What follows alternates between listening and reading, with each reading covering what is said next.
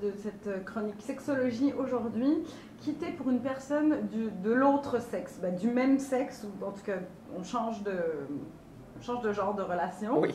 on se fait quitter pour l'autre sexe. Et je te dirais que moi souvent je me suis posé la question en me disant est-ce que finalement je ne serais pas soulagée en me disant bon je pouvais pas apporter ce que l'autre personne va chercher là. Ça n'enlève rien à la douleur de se faire quitter, mais au moins on se dit bon, c'est quelque chose que je n'ai pas. Mais c'est un peu justement la réflexion que je vais envoyer aux gens qui nous écoutent en ce moment. C'est, tu sais, si vous avez à vous faire quitter, préfériez-vous quelqu'un du même sexe ou quelqu'un du sexe opposé? Puis je pense que la réponse serait différente un peu. Il y a des gens qui vont répondre comme toi, qui vont dire ben, moi, j'en ai pas de pénis ou j'en ai pas de vulve, donc je ne fais pas comparer, donc ça me dérange moins. Puis il y en a d'autres, au contraire, là, ça envoie plein de questions par rapport à leur propre masculinité ou leur féminité. Il y en a qui vont se poser la question de mais pourquoi je ne l'ai pas vu avant, comme si on pouvait le déterminer par des comportements. Puis des fois, c'est ça, c'est qu'ils se remémorent aussi un peu certains événements, qui sont comme ah oui, cette fois-là, puis ah oui, c'est vrai qu'il est plus efféminé, c'est vrai qu'il est un peu plus masculin. À Ross dans Friends, où pendant un an, il couche plus avec sa femme, puis qu'elle va toujours au gym, puis courir avec sa nouvelle meilleure amie, puis qu'à un moment donné, il est comme ah ouais, hein, c'est vrai, peut-être que j'aurais pu tilter. Mais il y a quand même des indices qu'il y a peut-être une infidélité. Mais souvent, les gens, ce qu'ils vont plus regarder, c'est comment j'aurais pu percevoir qu'il était ou elle était homosexuelle. Ouais. C'est certain que bon, si tu regardes quelqu'un et tu es super séducteur avec quelqu'un du même, que ton conjoint, ta conjointe est très séducteur avec quelqu'un du même sexe, c'est la même chose que si c'était quelqu'un du sexe opposé. Fait, mais des fois, c'est plus dans les comportements de c'était quoi ses intérêts. Ah, c'est vrai, il est toujours intéressé dans telle ou telle affaire. Fait, j'aurais dû le voir avant. T'sais. Mais en même temps, ça veut dire que telle activité ou telle affaire est automatiquement homosexuel ou hétérosexuel. Fait que là encore, on rentre dans un cliché, dans un débat, dans quelque chose. Ben, c'est une forme d'homophobie, en fait, là, de catégoriser en fait, les homosexuels dans certains intérêts. Puis c'est aussi stéréotypé selon aussi les intérêts qu'on peut avoir au niveau des genres. Là. Mais là, on se dit, bon, on parle de hétéro qui devient homosexuel.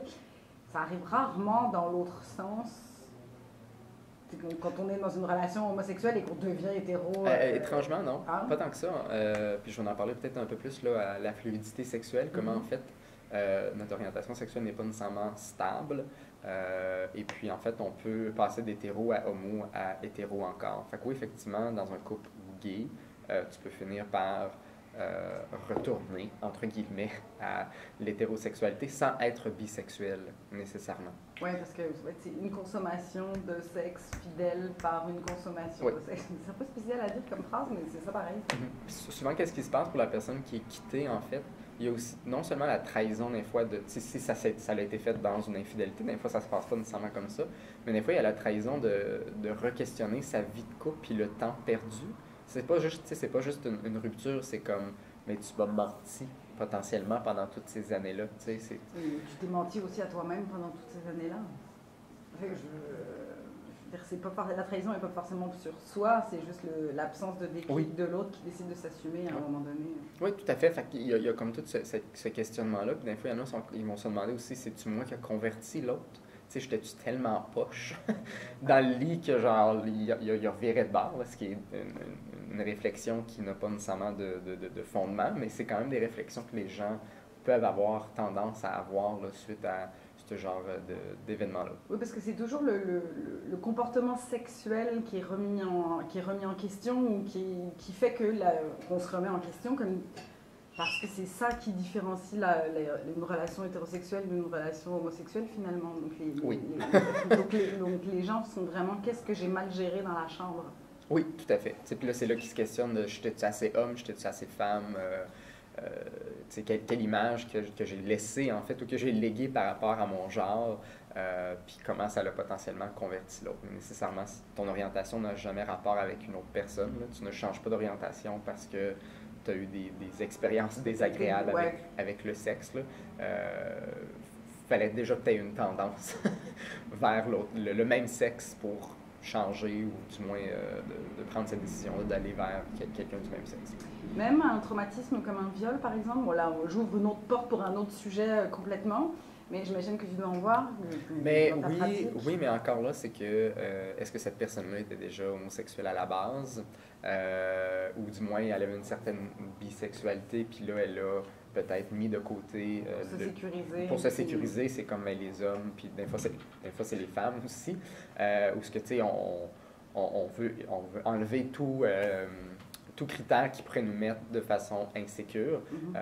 Moi j'ai quelqu'un justement qui a été agressé sexuellement, puis c'est la race en fait qui ressort. Ah ouais? Oui, ça n'a pas rapport avec le genre, c'est la race ou l'ethnicité en fait, là, plutôt de la personne qui fait en sorte qu'elle elle ne veut plus interagir avec ces gens-là. À cause d'un viol? Oui. Ouais, hein? Oui. Ben, en même temps, le traumatisme est quand même suffisamment intense. Mais c'est intéressant, c'est quoi les éléments qu'on choisit pour justement se distancer. Il y en a, ça va être les hommes, puis ils vont aller vers les femmes, ou ils vont se distancer des femmes, puis ils vont aller vers les hommes. Puis des fois, c'est d'autres facteurs qui viennent jouer. On poursuit notre conversation dans quelques minutes. Merci François. Ça me fait plaisir. On complétait hors micro les choses à savoir et les faits sur les voitures électriques. C'est vrai que ça donne le goût. Il faut casser notre tirelire, mais en même temps, préserver la planète. On poursuit. Oh, excusez, je deviens un petit peu emo avec mon lieu de planète. Bon, là aussi, on va devenir encore un petit peu emo. François Renaud, de retour. Comment est-ce qu'on gère la séparation, les conséquences, la suite de quand on se fait plaquer pour quelqu'un de l'autre sexe que nous? Bien, c'est certain que ça dépend de l'âge un peu, là, comme on le disait tantôt. Quand ça se fait dans la vingtaine versus la 40 puis la cinquantaine, c'est pas nécessairement les mêmes enjeux.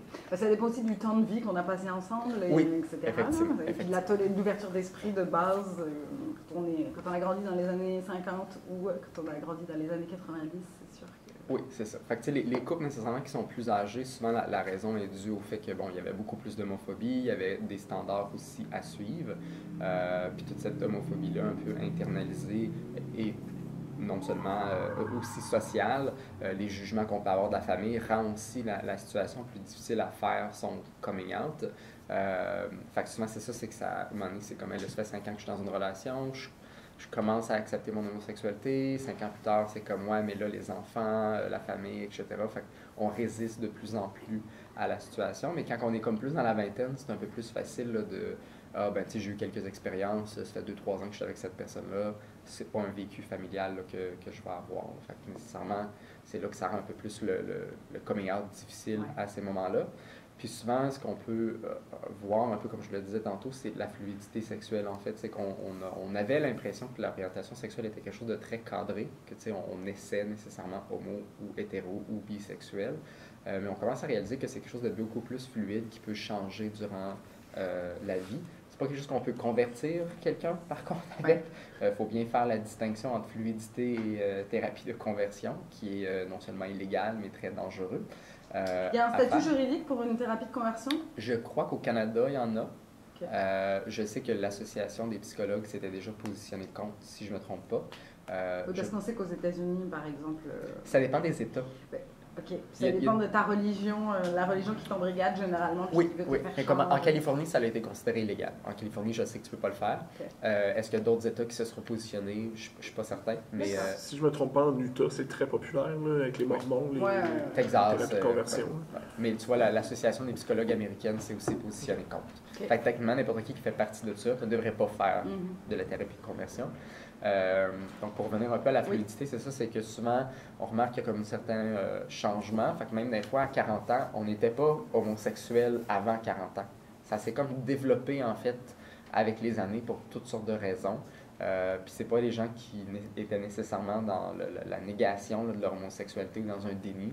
C'est qu'à un moment donné, leur expérience leur a amené à aller tranquillement vers ça. Puis ça a fait en sorte que là, ils veulent vraiment aller expérimenter ça. Puis malheureusement, ça laisse un peu des dégâts. Au détriment ou en tout cas, c'est pas au détriment définitif forcément, mais la relation peut en pâtir de cette nouvelle recherche et envie de découverte. Oui.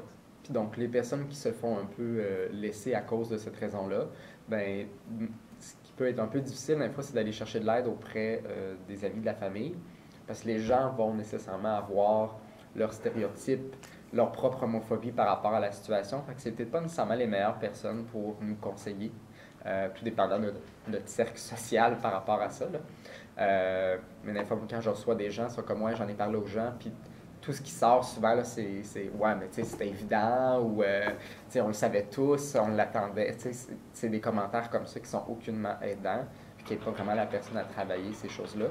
Donc, on peut aller voir effectivement. J'ai déjà fait des commentaires de même, moi, à un ami. Le gaydar, en fait, pour moi, c'est quelque chose d'homophobe. Ouais. Parce qu'on catégorise, en fait, les homosexuels dans une catégorie spécifique qui, oui, nécessairement, le stéréotype est là parce qu'il y a des gens qui rentrent dans le stéréotype. C'est pas nécessairement tout le monde qui rentre dans le stéréotype. Fait que des fois, c'est de déconstruire aussi, peut-être en thérapie avec un sexologue, psychothérapeute ou un psychologue qui connaît aussi la communauté LGBTQ, qui va en fait recadrer ces affaires-là et travailler un peu la confiance, puis déconstruire un peu là, les idées erronées qu'on peut avoir par rapport à l'homosexualité. En même temps, c'est pas tant rebâtir la confiance, j'allais dire la confiance de la personne qui se découvre, enfin qui s'assume homosexuelle, Oui. que en fait c'est souvent les autres presque qui voudraient. Oui, tout à fait. C'est toujours ça en fait. C'est en fait, souvent, les personnes qui consultent pas qui devraient le consulter. Mais souvent, c'est eux qui consultent. C'est rarement la personne qui fait son coming out qui consulte. Souvent, on va peut-être le faire avant le coming out, puis pour peut-être un peu gérer les réactions des gens. Mais souvent, c'est les conjoints là, qui ont été justement qui ont été laissés ou qui ont vécu la rupture, qui n'était pas leur décision, puis qui viennent consulter parce qu'ils sont tellement déboussolés par ça. Ils veulent se faire rassurer. Ben oui, mais c'est tout un re-questionnement de leur, non seulement de leur personnalité, mais aussi de leur vie là, un peu perdue là, d'une certaine façon. Là, j'ai vécu dans un mensonge toutes ces années-là. Il faut travailler un peu cet aspect-là, non seulement de la trahison, peut-être de l'infidélité, mais de la trahison du mensonge, de l'orientation sexuelle. La sensation de... Effectivement, parce tout à fait. C'en est pas forcément un d'ailleurs. Non, effectivement. Et c'est justement ça qu'il faut...